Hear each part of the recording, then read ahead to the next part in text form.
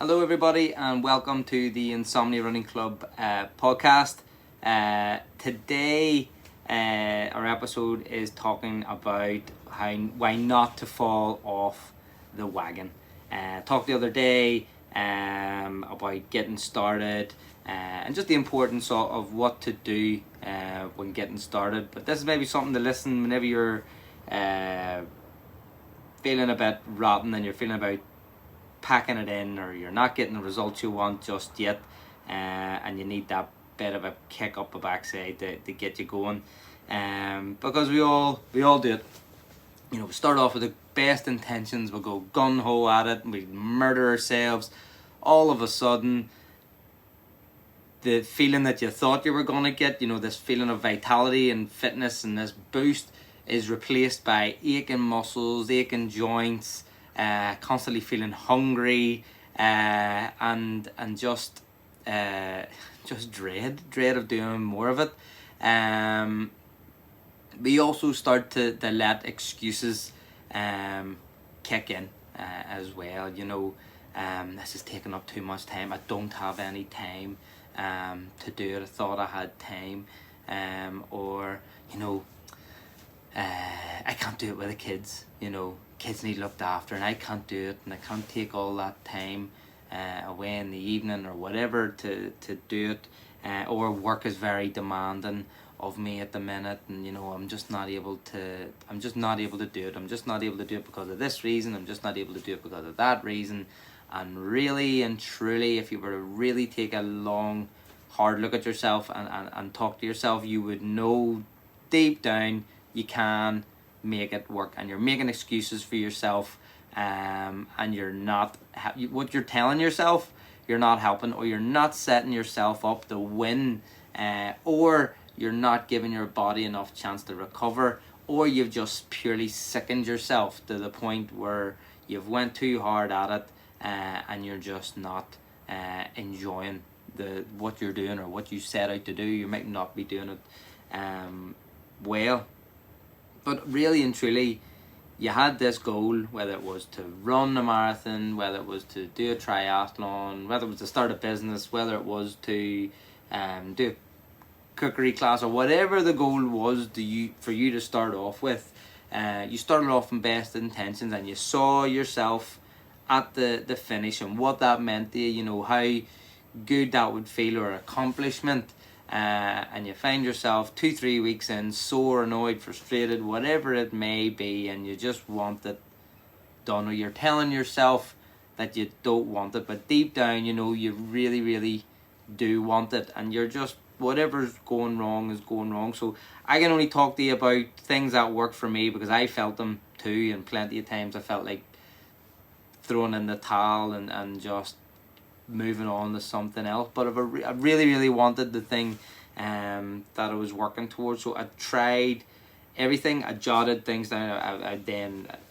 Now I keep a diary of every day, and there's certain things I write in it, and ideas I've come up with, and what got me to do something, and just wee notes to keep myself cool. So this is stuff that I've went back on, and wee points and tools to keep you in the fight, to keep you going, to work towards the goal.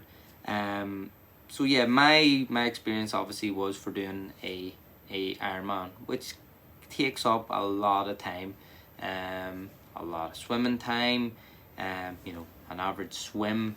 I was lucky, in fact, that the pool that I swam at was right across the road from my work, so there was no real commute to it. But while you were there, it was an hour to an hour and a half swim. You're then getting changed, you're then getting home. So really and truly, it's a 2-hour commitment there on your bike. You're out and about, and you're, really and truly, for that type of distance, I was committing, 5-hour cycles to it. And I was getting up in the morning and doing spins of an hour in the shed. And the run, the marathon part of it, again, took up a long time, and lots of small runs, and just the whole thing was very, very time consuming. And the reason why, if you've listened to my last podcast, the reason why I wanted to better myself was for to feel better in my own skin, to lose a bit of weight, to become healthy, but to become healthy so that I could spend better time with my kids. And all of a sudden, I find this is very, very contradicting. I want to be better to spend time with my kids, yet this thing that I'm doing is more or less so far taking all the time away from me and my kids. So what do? You feel low, you feel rotten and miserable. Pretty much you have to make it work. You have to make it work. You know, the goal was to do that, the Ironman, but the goal was also to be an influence on my kids. My kids can't really be much of an influence if they never see me. So what has to give, or what do you have to do? I wanted it so bad that I made it work. For me, the biggest thing when training, and still now I carry it on, was winning the morning. You know, couple of reasons why. I normally get up, or I'll explain a bit better. I normally get up at about between 4:30 and 4:45, and I get up, I have my routine, and I'm normally out running. Back then I was out running sometimes at 5 o'clock. Most of the time it was 5:30. The reason for that was, it was horrific.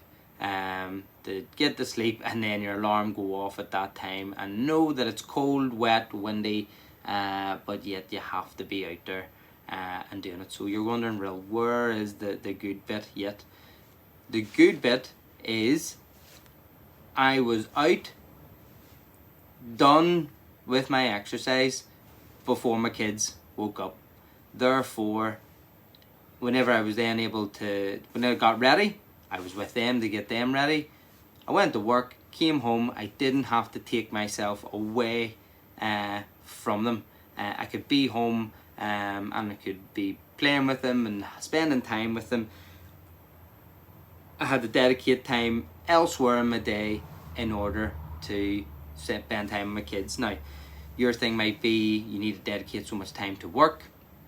You need to dedicate your time to something else. But the mornings, it's such a wasted time for most people. If you're trying to promote a healthy lifestyle, sleep is super, super, super important, and you need your recovery. But I think there's people out there that do like a wee bit too much sleep, or the pattern is wrong. They like sitting up until 12. I'm not saying this is wrong. This is just what worked for me. But they're sitting up until 12 o'clock in the evening. For me, with wasted activity, the TV. The TV I don't like anymore, because I just feel it's a waste, or it sucks away time, precious time that you could be using for something productive. But just people are up to 12 o'clock on their playing games, watching rubbish on the TV, stuffing their face with crap, going to bed, and the thought of getting 4 hours sleep to go out for a run, that just doesn't seem right. So it's a lifestyle change. Had to be in bed really, or if not be in bed for 10 o'clock, be starting to think to get to bed at 10 o'clock, to probably be dozing off at 11:15, 10:30. There's a good solid 6 hours, 7 hours sleep, depending on whatever way it was, but I was ready for it then. You know, I felt I got a good night's sleep, and I'm up in the morning. Being up in the morning does a couple of great things for you. You're alone. You're out in the world, you're by yourself, it is silent, it's dark, you can gather your own thoughts. It is amazing what that time will do for clearing your head, the tranquility of it, and just how nice it is, and how much you can enjoy a run or a cycle, or I know pools open very, very early. I've been for a few early morning swims as well, which is fantastic. But yes, win the morning. You know, exercise is done. It's done and dusted. It's out of the way. for what most people consider their day, it hasn't taken up any of that time. You've just made extra time for it right at the very, very start. You can still go and do your other things. You could even still go and watch your TV from 7 o'clock in the evening or whatever, but it's just about prioritizing it. You know, if you want it so bad, you know, you will make time for it and make it work. The other one is, you know, and I hear it all the time at work, is obviously part of it falls into what I last talked about, but I've no time, you know, in my day.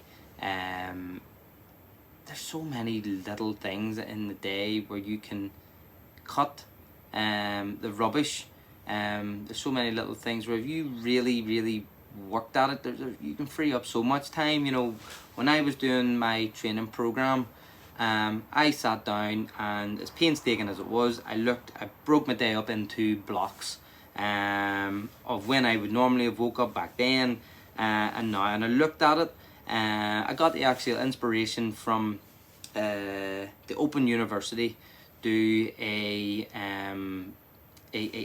chart of, you put in your day, what you do Monday to Friday or whatever, and it tells you if you have enough time in your day to study for a particular course, and it marks it out in different colours. You know, this is important, this stuff has to be done, this is a hobby, you want to do it but it's maybe not the most important thing, this needs done, this is a definite, not so definite, wasted time. And it gives you a chart, a colorized chart of where you can free up time, and that's for study. But I more or less changed it to training, and it's just about setting a priority. You know, if you want something that bad, you'll just look at the wasted time, the crap, you know, the half hour sitting on Facebook, flicking through pointless rubbish or whatever it may be. You can just, you know, scrap that. There's going to be this new thing that you're doing, or you're going to look class, you're going to feel great, you're going to be your own boss, whatever it may be, your goal that you're working towards. You can dedicate this time to it. But yeah, the time you can get round time. Really, if you put your mind to it, you can make yourself extra time in places, free up the rubbish, cut the nonsense out that you'd be doing, and all of a sudden you have time. Another great one, my next door neighbours, the girl called Lucy, she's not from Belfast originally, and they have a kid, and they're big into the CrossFit, and you know, generally, their son, he's baby, you know, from day dot, Lucy was my next door neighbour. She was going to, she brought him to CrossFit. I don't know if that was totally allowed or not, but she made it work. He had his own wee area. She had videos up all the time of it. She prioritized that, and again, that's another thing there too. Out of that, you know, he was there. He's seeing that from word go. That's a way of life. So that little boy's gonna grow up thinking this is just the norm. This is what you do. This is how you stay fit and healthy. Mum was doing was keeping herself fit. You know, keeping herself healthy. What a role model that is. But just didn't use an excuse, you know, made a solution for something. So yes, what you're telling yourself you can't do, really you can make it happen, and you can do it. So you don't necessarily need to get out in the morning before the kids are awake. You can bring them with you on something. You can do an activity to involve them and be there. So yeah, don't use your kids as an excuse, you know. You can make time. You can really look at it, and you can make time. You know, the other side of it, I suppose, when people then start to fall off the wagon, is people saying, "Oh, I'm so sore. I'm fed up. I'm feeling so sore." You know, it's okay to listen to your body. If you are sore, you know, listen to your body. If you're sore to the point where you think you need to take painkillers to go to the gym, listen to your body. It needs the rest. You need proper recovery is part of the problem with it being you want that thing too quick, and you're going about it in the wrong way, you know. And yes, it's great. I personally think it's great to go all guns blazing at something at the very start and then find your feet with it and fine tune it and correct it. That's just the way I do things, and that's probably where you're going wrong. You know, you think you need to carry on at this lightning pace when really you need to just work on the weaknesses and all sorts. Maybe it's your nutrition to help you recover better. Maybe it's better sleep. Maybe it is you know, just stretching your body more. I know for me, I was really getting tight muscles and finding it hard to run and niggles and things like that. So looked at it, still really wanted the goal. I started yoga. I literally put the iPad on the stool and done it again first thing in the morning, stretched out. Never done yoga before, kind of thought it was a bit embarrassing to tell anybody about yoga, but I love yoga. It's class. It really is amazing how loose and limber and fresh and how clear your mind gets after as well, because it is very tranquil and flowing and nice, and you're breathing well. And yeah, it's so good for taking your stressed out, you know, cramped up, you know, solid rigid body, and just loosening everything out and making you feel great, you know. Again, a great tool. So part of your problem might be you're just going at it too hard, so take a back seat, try something new, mix it up for a couple of days until you feel better. Look at your nutrition. Are you know, if you really look at it, you know, did going to the gym, then having them 6 beers really help you recover with 4 hours sleep, and then expect to get up the next day and, you know, rattle on like you hadn't had the 6 beers and 4 hours sleep and a intense workout. So lifestyle's part of it, nutrition's part of it, you know. Set yourself up to win. You know, whenever you're starting off with something new, the big goal, you know, it's there. There's lots of stages, there's lots of steps, so don't beat yourself up. You know, we can get everything today instantly, but your health's one of those things that you really need to work on. It doesn't just come for nothing and for free. There's no magic pill to get it. So it does take time, it takes effort, it takes work, but at the end it is super rewarding to do it. You know, just again a story on, you know, pushing myself too hard or expecting too much at once with myself. I mentioned at the very start, you know, where I started from. I was super heavy. It was real overweight and not living a healthy lifestyle, and it was bad. But a couple of weeks prior to my sort of eureka moment where it really changed, I'd been out for a couple of runs with family, you know, that lived close to me, and we went out running a couple of times, and they were almost I think entertaining me, because I wasn't quick, I was probably out of breath, and it wasn't a long run, and they probably weren't getting anything from it because they were a lot lighter on their feet and a lot fitter than I was. But I went this one day for a run after thinking I was great because I was just going out and going through the motions, but still eating real poorly, having too many beers and just not looking after myself. But this one day came, like I said, it was a couple of weeks before it really changed, and I'd been dossing about and I thought I was doing great, but really and truly I was kidding myself, and I was eating the wrong things and blah blah. But it was a real unusual day. It was a Saturday, and on Saturday I finished work at 4 o'clock, and generally whenever I come home, my wife and my kids are there. I'm just get stuck into family life, but this day my wife was at her mum's with the kids, and I came home and I thought, you know what, I'm gonna go for a run, but I'm gonna up the mileage today. So got my gear on, got the earphones in, started running.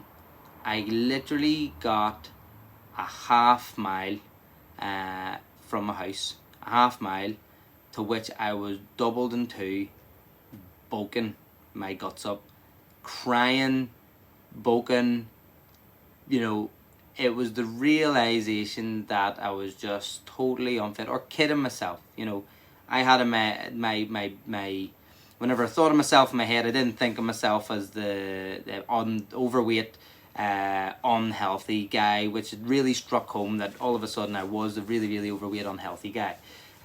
So I stumbled back home, limped back home, really feeling rotten for myself, and I'm sat there on the sofa, and my wife walks in, and I looked at them all, and I was like, "You are just a mess, Mark. Look at everybody's there, looking fit and healthy and well, and you're just not there." My wife said to me, "What are you doing, dressed in running gear? I didn't know you were out for a run." I'm going out now for a run, because I didn't have the heart to turn around to my wife and say just how much of a mess I was. I didn't want to own up to it right then, that I was so overweight. So at that point, it took a wee bit of realization to go, do you know what? I'm not going to quit on getting fitter. To which I went out and I done the 3 mile run. It wasn't pretty, it wasn't good, it was not fast, but it was 3 miles on my feet that I'd done. And then a couple of weeks later, it led to another thing, which was just the nail in the coffin, and that was it. Enough was enough. But yes, you can kid yourself too, by doing the sessions, but not paying attention to the whole picture. A healthy lifestyle isn't just exercise. People can exercise all day long, and they could be totally undoing the good that they done with what they eat and their sleeping pattern, and just how they recover and how they look after themselves. So yes, it's not easy. It's not the case of one size fits all program. You have to. I've been on programs before and they worked and some didn't work and whatever. You need to look at it for yourself. Make sure your why is strong enough, why you're doing something. That'll always, I think that's the best. It started a good place, with a strong why, and that will be motivation for sticking to your plan, sticking to your goal. And again, that might be something that's just wrong. The plan is maybe incorrect, or it's too fast too soon, or not fast enough, and you're not exciting yourself and you need to get in the thick of it more. But day by day, if you really knock your pan in a session, reward yourself. If you don't knock your pan in a session, don't beat yourself up about it, but revert back to the drawing board and go, well, this is the plan. Let's relook at the plan. Let's get it done. Let's move forward. I'm committed to this. Let's keep it moving. I think that's it. Just keep it moving, keep it fresh, keep enjoying it, and keep evolving from it. Don't let it stagnate. Don't think it's going to be an easy, quick thing to get to the finish line. It is super, super rewarding whenever you do it. Hopefully some of that makes sense to you, but please don't fall off the wagon. Keep going. If you are falling off the wagon and you do want to get a chat with us, and even get some tools or a pointer on what to do to keep going and to move forward, you might have this